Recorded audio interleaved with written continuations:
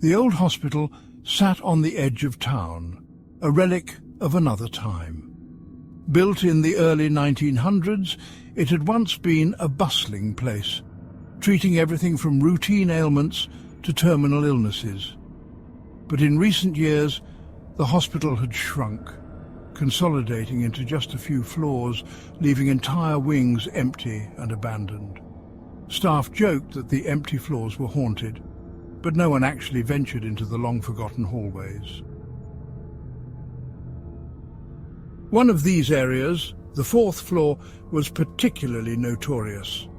Nurses and doctors swapped tales over coffee about how room 405, now locked up, had seen something terrible decades ago. The story went that a patient had been brought in with a rare, unexplained illness. They'd been feverish, whispering strange things, claiming they could see figures standing in the corners of the room watching them.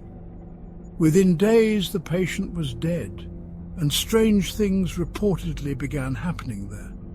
Staff started hearing footsteps in the empty halls, seeing shadowy figures at the edge of their vision. Eventually, the hospital administration shut down the entire floor, and room 405 was sealed for good. Dr. Collins had heard the stories too, though she dismissed them as the typical eerie folklore that seemed to attach itself to every old building. She'd only been at the hospital for 6 months, working the graveyard shift, covering emergencies in the early hours when the place was silent. It suited her, she thought. She liked the quiet and the peace of late-night work. But she didn't enjoy the odd feeling she got when her rounds took her near the 4th floor. She tried to stay busy, focused on her tasks, and to avoid thinking too much about what might lurk beyond the padlocked doors and dusty hallways. One night, just after 3 a.m., Dr. Collins was finishing up her rounds when her pager buzzed, startling her.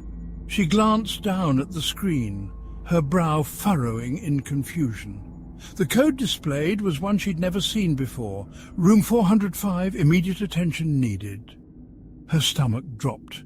She hadn't heard anyone mention that room in months, and the entire floor was supposedly locked. Maybe it was a technical glitch, she thought, or a mix-up with an outdated system. Still, the code was an emergency alert, and protocol required her to investigate. Reluctantly, she grabbed her flashlight and headed toward the elevator, the light casting long shadows as she moved through the empty corridors. The elevator ride was silent, the hum of machinery unsettlingly loud in the stillness of the night. As she reached the 4th floor, the doors opened onto a dark, musty hallway. It was colder here, and she shivered as she stepped out, her footsteps echoing off the cracked linoleum tiles. The air was thick with the smell of stale dust and something else, something faint, sour, that she couldn't quite place. Her flashlight beams sliced through the darkness, illuminating doorways that had long been shut. The plaque on the wall read, Room 401, 402, 403, and finally she reached it. Room 405. The door was unmistakably old, its paint peeling and its doorknob dulled with age. The metal frame was covered in scratches, and a faded sign on the door read, Authorized personnel only. Dr. Collins paused, hand hovering over the doorknob. She told herself it was ridiculous to feel scared. It was just an empty room, after all. But as her fingers touched the knob, she felt an unexpected chill run down her spine. The door, though stiff, gave way under her touch, creaking open with a sound that seemed impossibly loud in the silence. Inside, room 405 was dimly lit by a single flickering bulb. The room had a sparse, clinical feel to it. An old hospital bed stood in the center, covered in a threadbare sheet. Dust coated every surface, undisturbed. Dr. Collins took a hesitant step forward, her gaze landing on the faint imprint of a figure on the bed, as if someone had lain there recently. She shook her head, trying to ignore the sense of wrongness that settled over her. She was alone, she reminded herself. This was an old, abandoned room, nothing more. But then her pager buzzed again. Startled, she glanced down. The same message flashed on the screen. Room 405, immediate attention needed.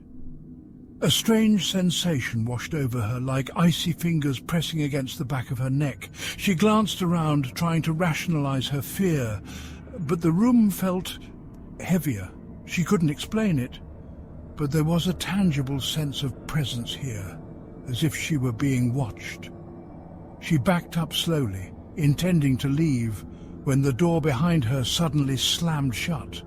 Her heart raced, pounding in her chest as she grabbed the doorknob, twisting and pulling, but it wouldn't budge. She was locked in. Panic clawed at her as she rattled the door, calling out, but her voice echoed back at her, swallowed by the oppressive silence.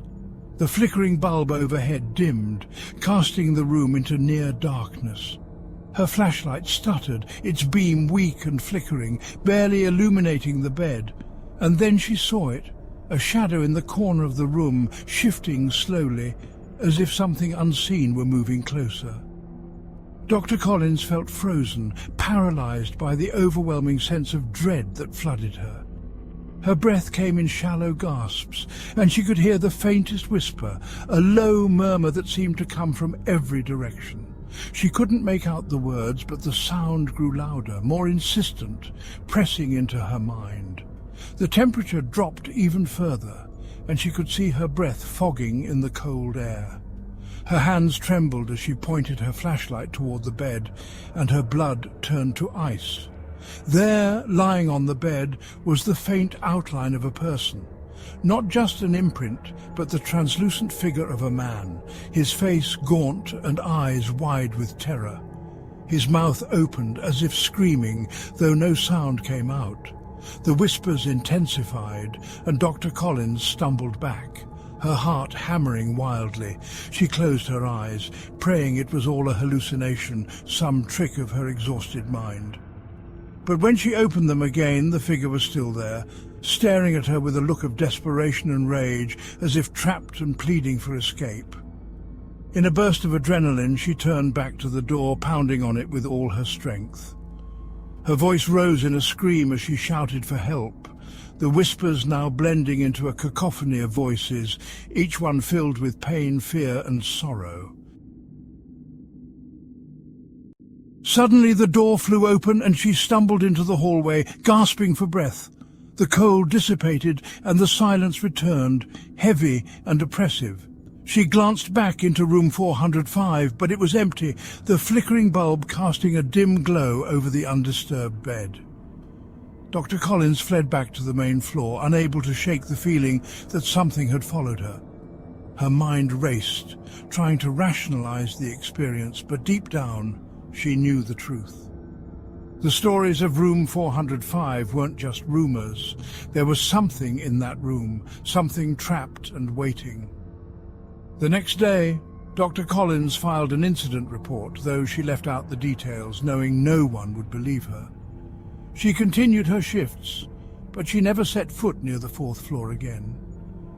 And every time her pager buzzed, she couldn't help but glance down, half expecting it to show those haunting words once more. Room 405, immediate attention needed.